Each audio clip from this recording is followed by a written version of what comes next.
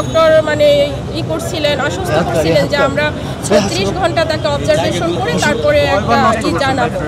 But ওর উপরে এতটা মানে করা হয়েছে, আঘাত করা হয়েছে শারীরিকভাবে, ওর ব্রেইনে এবং নাকে মানে চোয়ালে যে ইগুলো হয়েছে, ইন্টারনালিও অনেক ওর মানে মেরুদণ্ডে।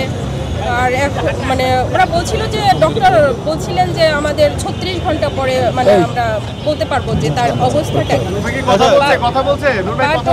হ্যাঁ, জ্ঞান ফিরছে তাকায়, বাট ওর যে শারীরিক কন্ডিশন মানে সেটা ওর আগে 36 ঘন্টা, তারপরে এখন তারা মানে আমার মিডিয়ার সামনে আসা এই জন্যই যে এখন তারা বলতেছে যে 72 ঘন্টা পর্যন্ত আমরা বলতে পারতেছি না। তার মানে ও এখনো শঙ্কামুক্ত না, মানে ওর শারীরিক কন্ডিশন এখনো স্টেবল না।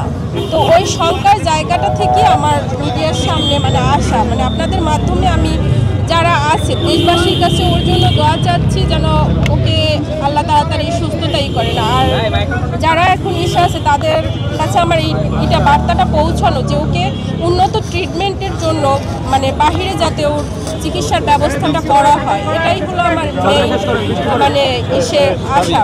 কারণ ওর গত যে 18 বছর, সেই 2018 থেকে 24 পর্যন্ত ওর উপরে যে পর্যায়ক্রমে যে হামলাগুলো হয়েছিল তখন তো ফ্যাসিস্ট আমল ছিল। ওর ট্রিটমেন্টটাও আমরা ভালোভাবে নিতে পারি না, সেটা আপনারা গণমাধ্যম কর্মী যারা আছেন আপনারা ভালোভাবেই সেটা জানেন। হসপিটালে পালিয়ে পালিয়ে সেই ট্রিটমেন্টটা নেওয়া হয়েছিল, যার কারণে ওর ট্রিটমেন্ট ওই সময় শুধু হায়ার অ্যান্টিবায়োটিক দিয়ে ওর মোটামুটি একটা যে ট্রিটমেন্টটা হয় না।